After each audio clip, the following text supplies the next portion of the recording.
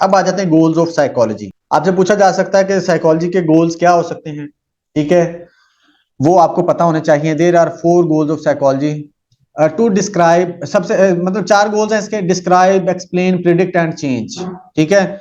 इसको आप समझिएगा, इसको आपने समझना है एक डिसऑर्डर के फॉर्म में, कि जब एक डिसऑर्डर होता है तो हम उसको कैसे बयान करते हैं, साइकोलॉजी उसको कैसे लेती है, ठीक है।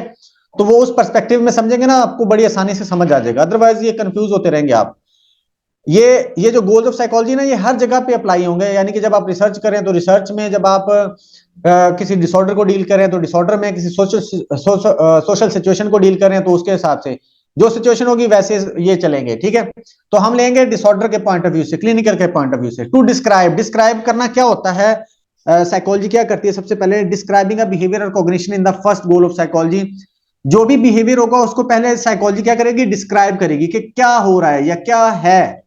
मिसाल के तौर पर describing the symptoms of depression, एक बंदे को डिप्रेशन था, तो साइकोलॉजी क्या करेगी, एज अ साइकोलॉजिस्ट आप पहले डिस्क्राइब करेंगे, आप फाइंड करेंगे कि क्या है ये बेसिकली, कौन सा बिहेवियर है या कौन सा डिसऑर्डर है, तो आप उसको बताओगे, डिस्क्राइब करोगे, that is depression on the basis of symptoms of depression, ठीक है। उसके बाद एक्सप्लेन करोगे, वंस रिसर्चर या psychologist have described behaviour, the next step is to explain how और व्हाई दिस अकर्स। उसके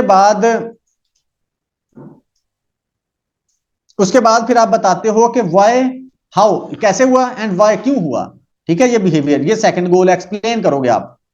पहले आपने डिस्क्राइब किया कि क्या हो रहा है, ठीक है, फिर आपने उसको एक्सप्लेन किया कि क्यों और कैसे हो रहा है। पहले आपने बताया क्या हो रहा है, फिर आपने बताया क्यों और कैसे हो रहा है। For example, explaining the neurological basis of depression, आपने न्यूरोलॉजिकल बेसिस उसके बताया कि ये वजह है basically, including imbalance in neurotransmitters, neurotransmitter imbalance हुए हैं, such as serotonin and norepinephrine, ठीक है।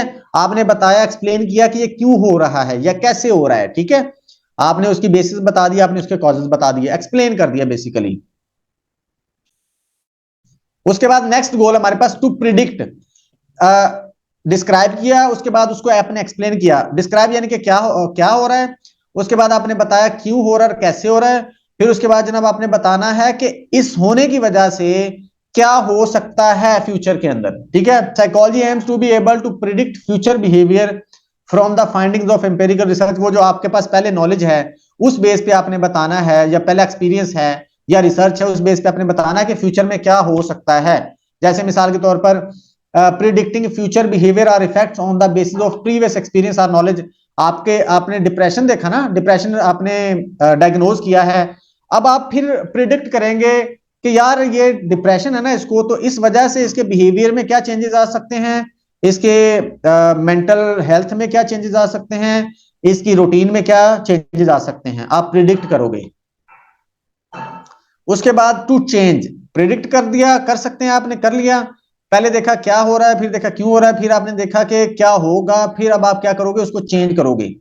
उस बेस पे क्या आपको पता चल गया, प्रिडिक्ट कर दिया आपने कि क्या हो सकता है, फिर अब आप उसको चेंज करोगे। To change, one psychology has described, explained and made predictions about behaviour, changing और controlling a behaviour is attempted. उसके बाद फिर आप उस बिहेवियर को या तो कंट्रोल करते हो या चेंज करते हो, उसके जो फ्यूचर प्रिडिक्शन आपने की थी उसके जो कॉन्सिक्वेंसेज या इफेक्ट से बचने के लिए या बचाने के लिए। For example, implementing cognitive behavioral therapy techniques to help individuals challenge and change negative thought patterns associated with depression।